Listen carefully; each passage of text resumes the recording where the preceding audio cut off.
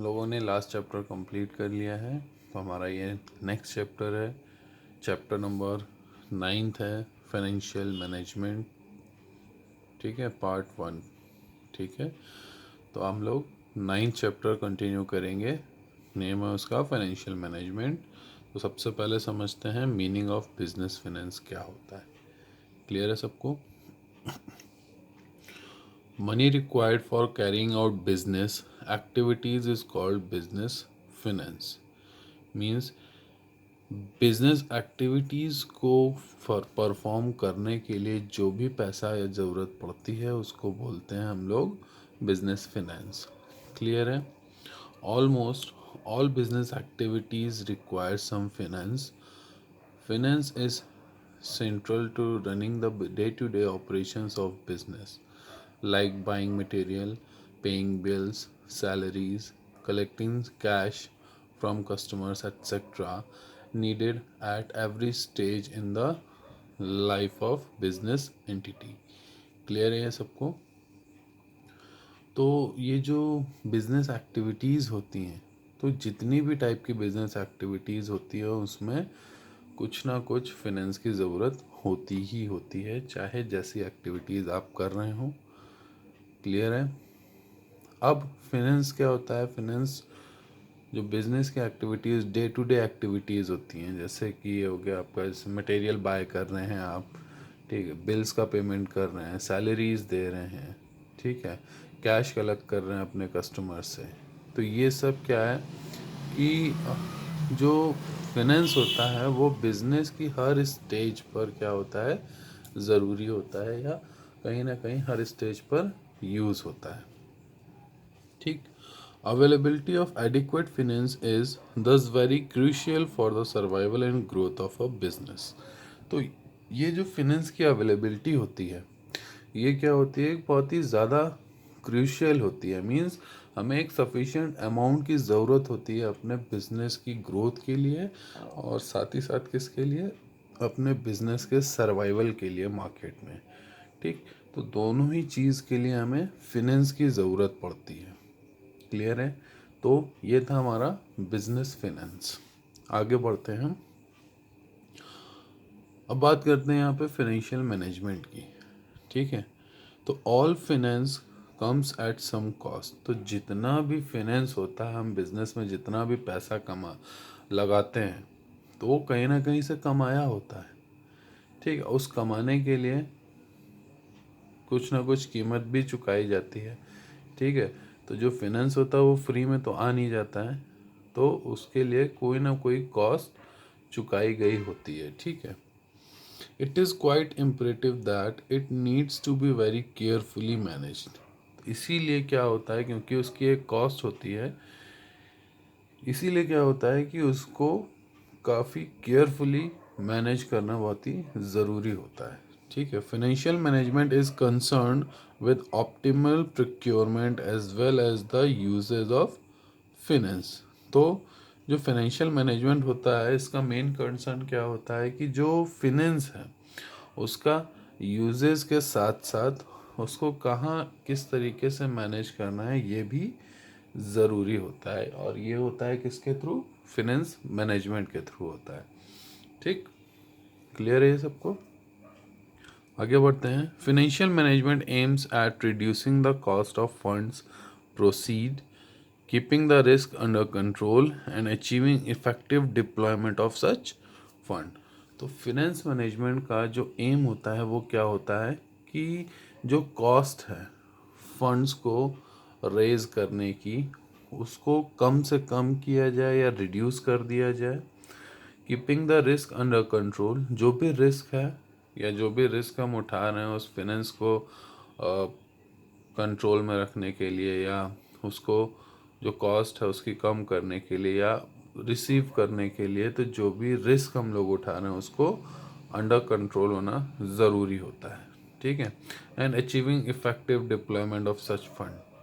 Clear means, और इसके साथ ही साथ किस चीज़ की ज़रूरत होती है कि हम इफ़ेक्टिवली मीन्स अच्छे से अच्छे तरीके से हम उस फंड को ले सकें। क्लियर है ये? It is also aims at ensuring availability of enough funds whenever required, as well as avoiding ideal finance. Clear है?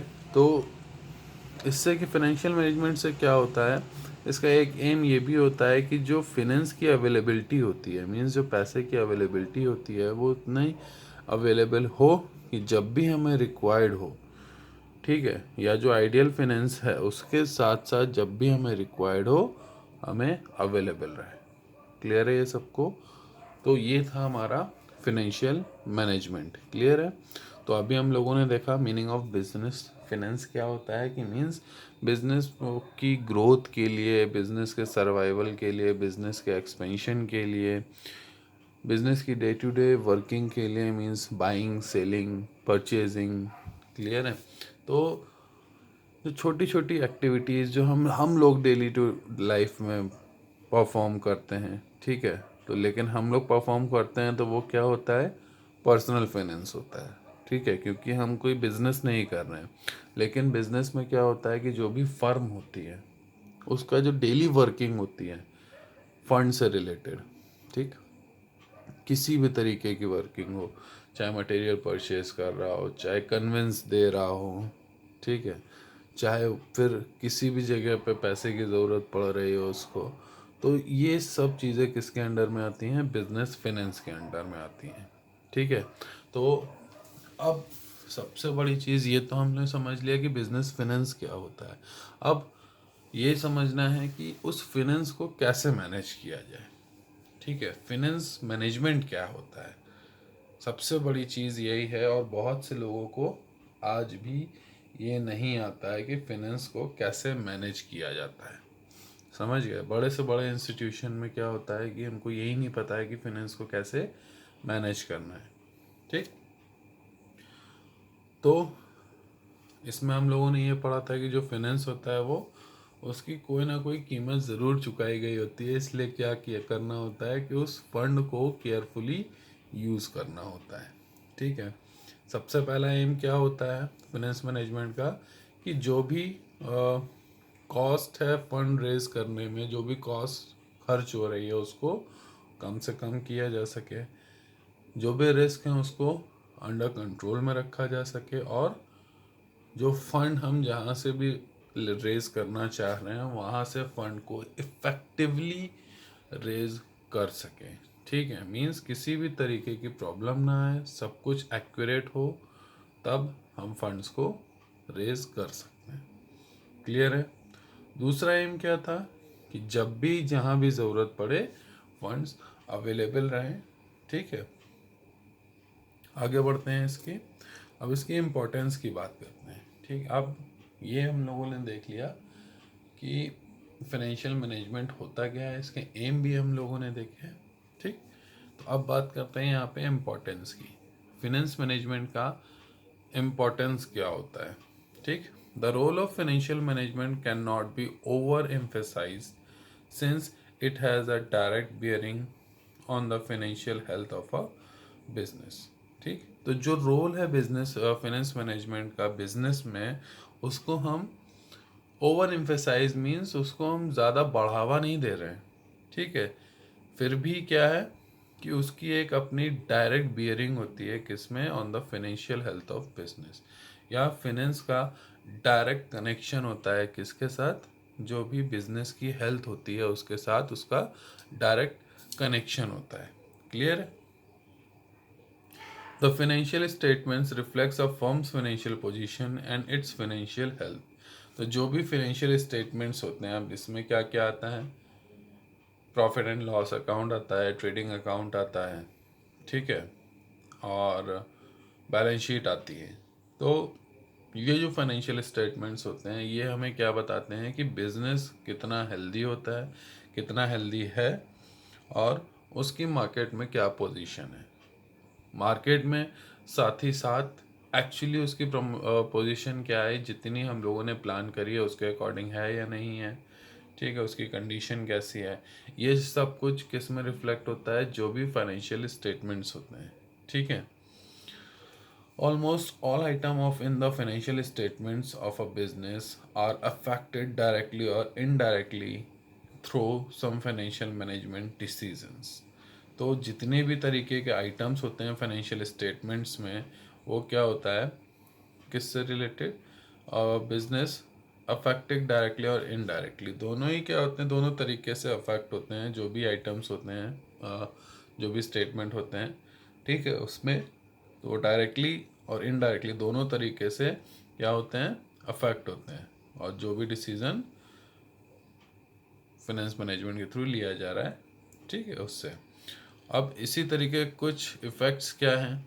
सबसे पहला है हमारा the size and composition of fixed assets of the business, ठीक है, ये इफेक्ट होता है। दूसरा होता है the quantum of current assets and its breakup into cash, ये भी इफेक्ट होता है।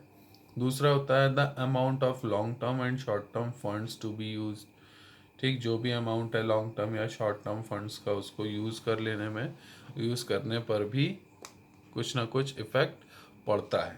क्लियर है, आगे बढ़ते हैं। नेक्स्ट पॉइंट है हमारा breakup of long term financing into डेब्ट, इक्विटी एटसेट्रा। तो जो भी लॉन्ग टर्म फाइनेंसिंग है उसको हम लोग डेब्ट या इक्विटी में उसको कन्वर्ट कर दे रहे हैं या ब्रेक कर दे रहे हैं। फिफ्थ है हमारा all items in the profit and loss account, that is interest, expenses, depreciations etcetera. तो ये सब क्या है, आइटम्स क्या होते हैं, डायरेक्टली या इनडायरेक्टली इन पर कोई ना कोई इफेक्ट रहता ही है, ठीक। Thus, overall financial health of a business is determined by the quantity of its financial management. तो जो भी ओवरऑल बिजनेस की हेल्थ होती है या फिनेंस की हेल्थ होती है किसी एक बिजनेस की, वो किस तरीके से डिटरमाइन की जाती है, जो भी फाइनेंशियल मैनेजमेंट है उसकी क्वालिटी से डिपेंड किया जाता है कि उसकी कितनी अच्छी क्वालिटी से हम, या जो भी हम मैनेजमेंट कर रहे हैं फाइनेंस का, वो कितना बेस्ट हम लोग कर सकते हैं, उस पर डिपेंड होता है फाइनेंशियल हेल्थ किसी भी बिजनेस की। क्लियर है। Good financial management aims at mobilisation of financial resources at a lower cost and deployment of these in the most lucrative activities. अब अच्छे फाइनेंशियल मैनेजमेंट का मेन एम क्या होता है कि जो भी फाइनेंशियल रिसोर्सेज हैं वो मूवेबल होने चाहिए, ठीक। मूवेबल से मतलब यहाँ पे ये है कि जब भी जहाँ भी ज़रूरत पड़े उनका यूज़ हो सके, साथ ही साथ ऐसी एक्टिविटीज़ में ज़्यादा यूज़ हो सके जहाँ पर उसकी एक्चुअली ज़्यादा ज़रूरत है। क्लियर है ये सबको। तो ये जो फर्स्ट वीडियो अभी हम लोगों ने देखी है इस चैप्टर की, इसमें हम लोगों ने बिजनेस फिनेंस के बारे में देखा, बिजनेस फिनेंस क्या होता है, फिनेंस मैनेजमेंट के बारे में देखा, फिनेंस मैनेजमेंट क्या होता है, उसके इम्पोर्टेंस के बारे में देखा, ठीक है। तो अब आप लोग का काम यह है इसको अच्छे से पढ़ना और साथ ही साथ जो भी मैं वर्कशीट आपको भेजूंगा उसको सॉल्व करना। क्लियर है सबको।